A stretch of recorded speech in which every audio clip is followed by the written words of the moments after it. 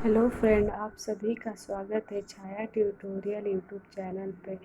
तो फ्रेंड, आज की इस वीडियो में हम बात करेंगे हिंदी, जो कि कल हम आप लोगों का बहुविकल्पी, जैसे कि हमने कल वस्तुनिष्ठ प्रश्न और अति लघु प्रश्न करा दिए थे हिंदी के, जो कि राजन सीरीज के थे।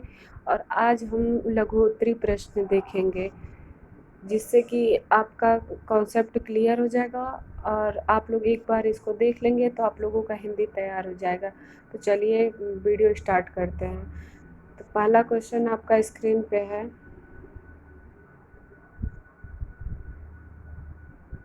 भाषा और बोली में अंतर। तो भाषा और बोली में अंतर, जैसे बोली और भाषा में सबसे बड़ा अंतर है यह है कि बोली कुछ ही किलोमीटर बाद बदल जाती है, जबकि भाषा एक संपूर्ण राष्ट्र की होती है।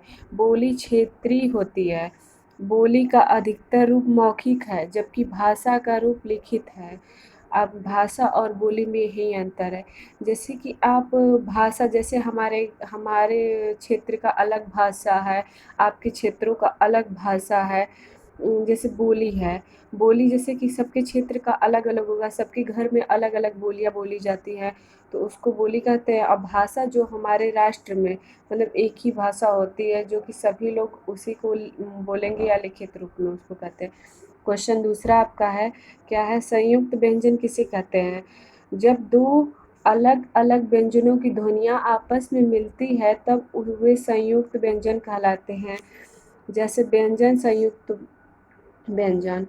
और शब्द, जैसे देखिए,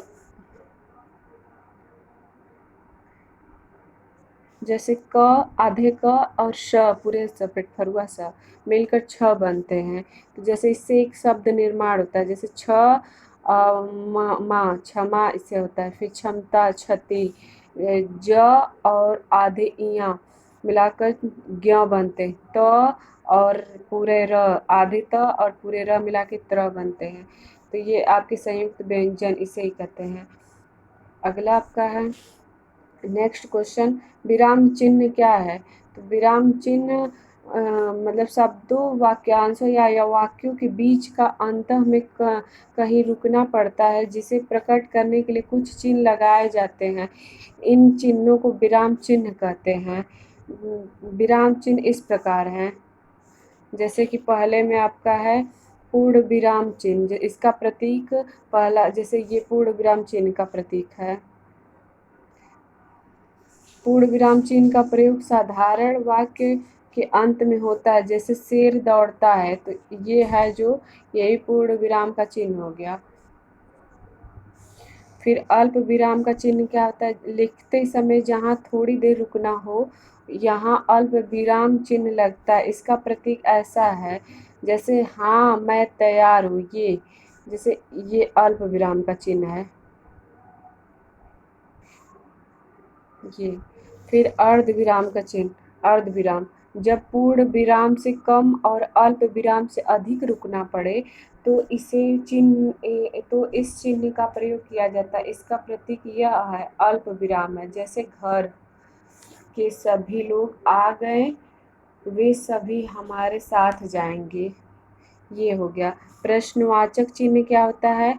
इसका प्रतीक ऐसे होता है, प्रश्नवाचक चिन्ह का, प्रश्नवाचक चिन्ह का प्रयोग उन वाक्यों के अंत में किया जाता है जिनका प्रयोग प्रश्न पूछने के लिए होता है। जैसे आपका घर कहाँ है, तो ये आपका प्रश्नवाचक चिन्ह है, मतलब इसमें पूछा जा रहा है, क्वेश्चन किया जा रहा है कि आपका घर कहाँ पे है। फिर पांचवा है विस्मयादि बोधक चिन्ह, इसका प्रतीक ऐसे होता है, मतलब आश्चर्य, घृणा, प्रसन्नता, शोक आदि मनोभाव को प्रकट करने के लिए विस्मयादि बोधक चिन्ह का प्रयोग किया जाता है। जैसे अरे तुम इतने बड़े हो गए, तो ये आपके विस्मयादि बोधक चिन्ह है, पांचवा हो गया। फिर छठवें में आपका है योजक चिन्ह। योजक चिन्ह का प्रयोग, इसका प्रतीक ऐसे होता है, योजक चिन्ह का समासिक शब्दों के बीच में समानार्थक या विपरीतार्थक विपरीतार्थक शब्दों के बीच में योजक चिन्ह का प्रयोग होता है, जैसे माता पिता, साथ साथ आदि। ये आपका हो जाएगा योजक चिन्ह। जैसे आप लोग देख रहे हैं अग्नि का आग, ये सब आपका है समानार्थी शब्द है जो एग्जाम में पूछे जाते हैं। जैसे समानार्थी शब्द में आप लोग देख सकते हैं बीटीसी 2014 का क्वेश्चन है ये सब। जैसे अग्नि का आग, अनल, पावक, दौ, धूम्रकेतु, हुतासन, ज्वाला, ये सब आपका अग्नि का समानार्थी शब्द। अश्व का ये सब आप लोग याद कर लीजिए है तुरंग, घोटक, घोड़ा। आकाश का गगन, नभ, अंबर, व्योम, शून्य, पुष्कर। आँख का होगा लोचन, नयन, नेत्र, विलोचन, अम्बक।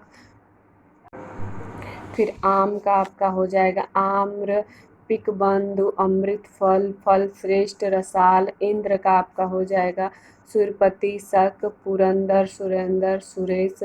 ईश्वर का आपका भगवान, परमेश्वर, परमात्मा, जगदीश, अज, दीनानाथ।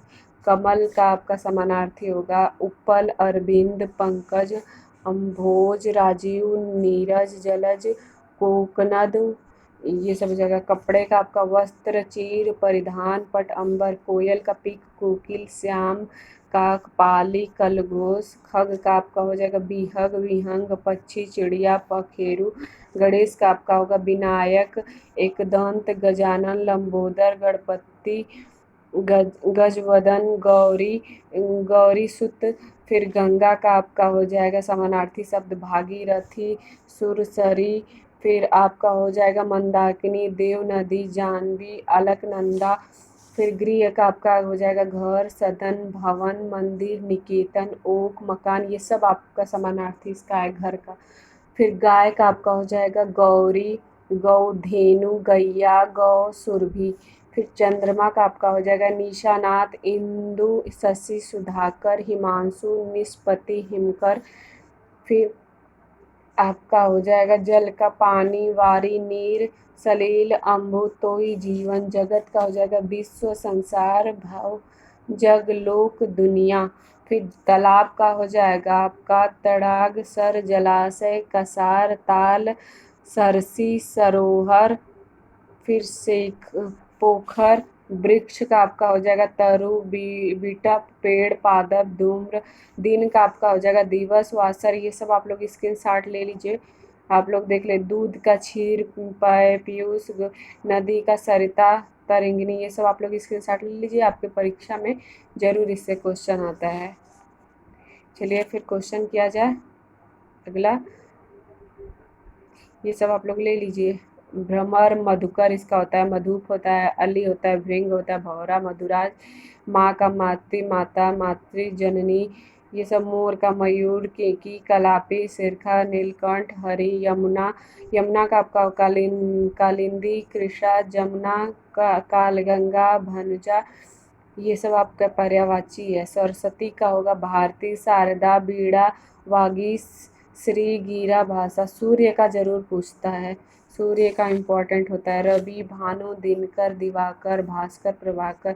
हिरण का मृग, हरिण, सुरभि, कुरंग, सारंग। मातृभाषा किसे कहते हैं, आपका क्वेश्चन है मातृभाषा किसे कहते हैं।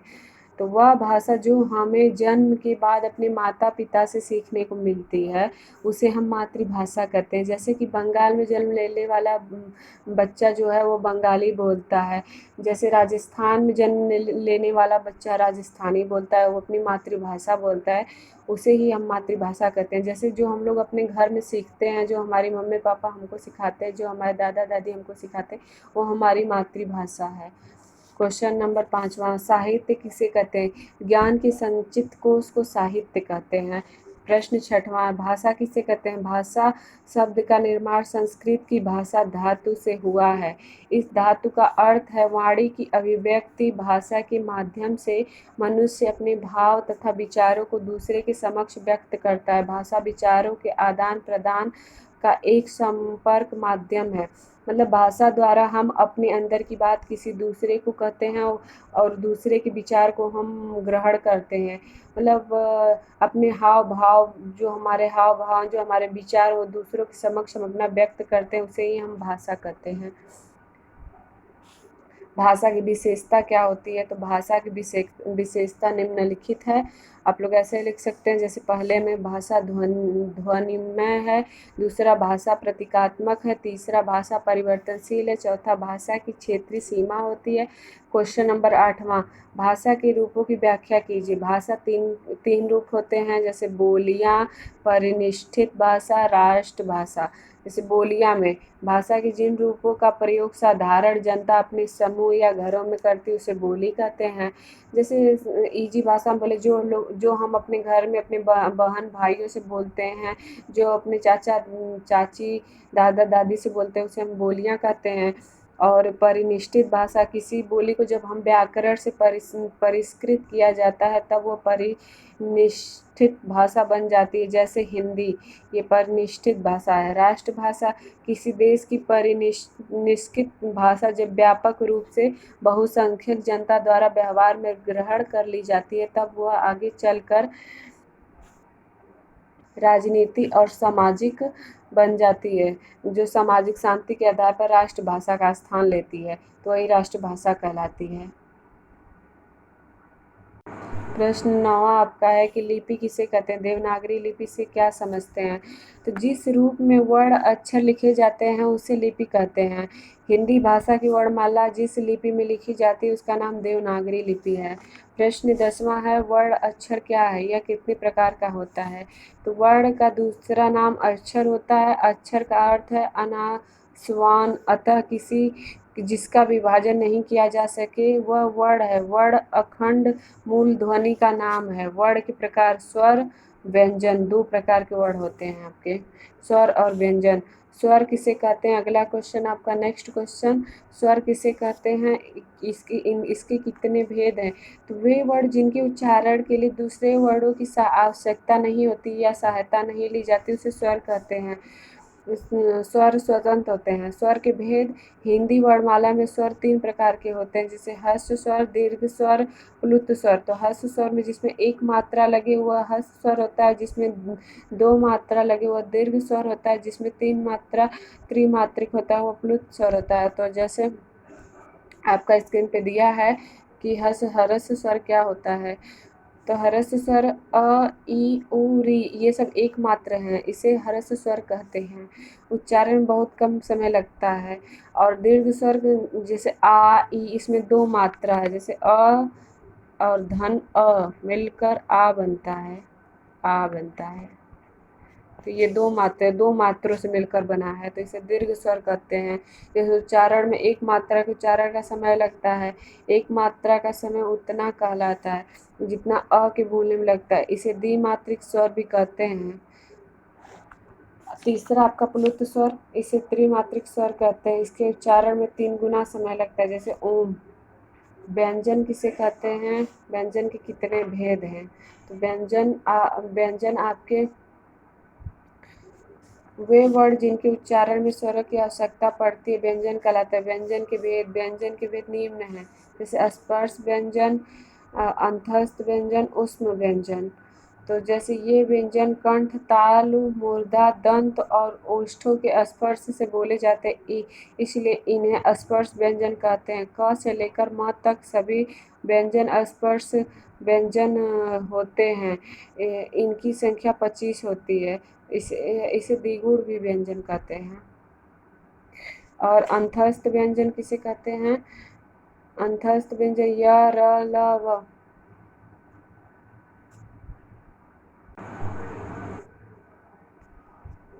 य, र, ल, व को अंतस्थ व्यंजन कहा जाता है। इनका उच्चारण जीवा, मूल, तालु, दंत और ओष्ठ के परस्पर सटाने से होता है, किंतु किन्हीं भी पूर्ण स्पर्श नहीं होता, अतः यह चारों व्यंजन अर्ध स्वर कहलाते हैं। तीसरा आपका ऊष्म स्वर, इन व्यंजनों का उच्चारण एक ही प्रकार की रगड़ या घर्षण से उत्पन्न ऊष्म वायु से होता है। इनकी संख्या 4 है। स, स, ह व्यंजन है।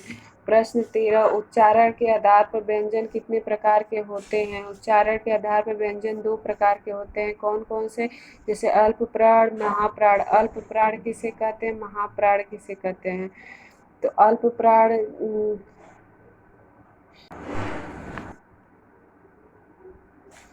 उच्चारण के आधार पर व्यंजन 2 प्रकार के होते हैं। एक पहला अल्प प्राण, दूसरा महाप्राण। अल्प प्राण क्या होता है? जिन वर्णों का उच्चारण करते समय मुख से श्वास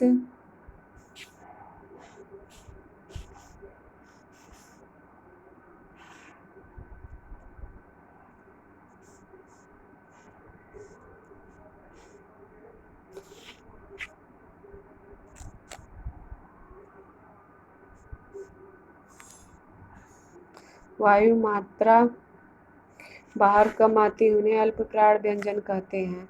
वर्णों के प्रथम, तृतीय, पंचम वर्ण तथा अंतस्थ व्यंजन अल्प प्राण कहलाते हैं। ये निम्नलिखित हैं। क, ग। जैसे आप पहला, तीसरा और पांचवा 135 अल्प प्राण, 135 अल्प प्राण।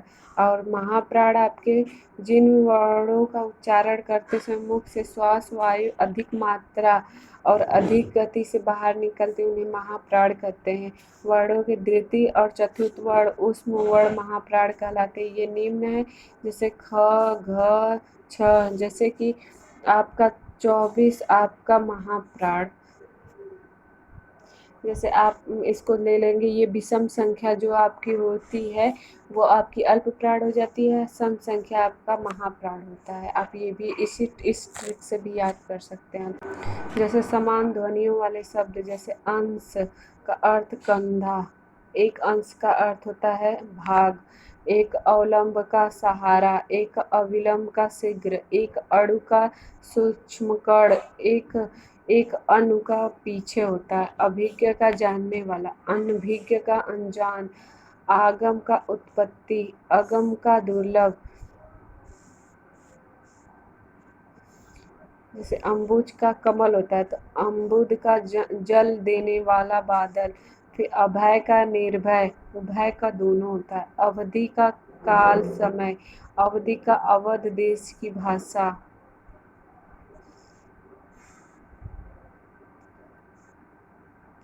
आदि का आरंभ होता है,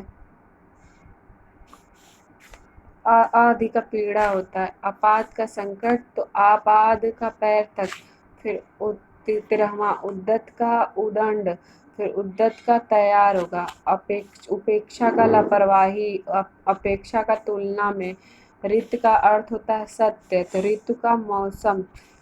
फिर कोश का शब्द ग्रह, तो कोश का खजाना। कटिबद्ध का तैयार होता है तो कटिबंध का कमरबंद। तरड़ी का सूर्य होता है तो तरड़ी का नौका। फिर तरंग का लहर होता है तो तुरंग का घोड़ा होता है। दाई का देने वाला तो दाई का दासी भी होता है। दाई का देने वाला, दाई का दासी। तनु का पतला होता है तो तनु का होता है पुत्र। प्रसाद का कृपा होता है, प्रसाद का महल होता है। परिणाम का फल होता है, परिणाम का मात्रा। पुष्कर का तालाब होता है, पुष्कर का पवित्र होता है। लक्ष्य का लाख होता है, लक्ष्य का उद्देश्य होता है। तो फ्रेंड, अब आज की वीडियो में बस इतना ही। अब कल के वीडियो में आपको पढ़ाया जाएगा, आगे का वीडियो बताया जाएगा। ठीक है friend, thank you friend. I hope कि आपको जो पढ़ाया गया वो समझ में आया हो। तो आप लोग अगर वीडियो अच्छा लगे तो लाइक, सब्सक्राइब, शेयर करें। Thank you friend.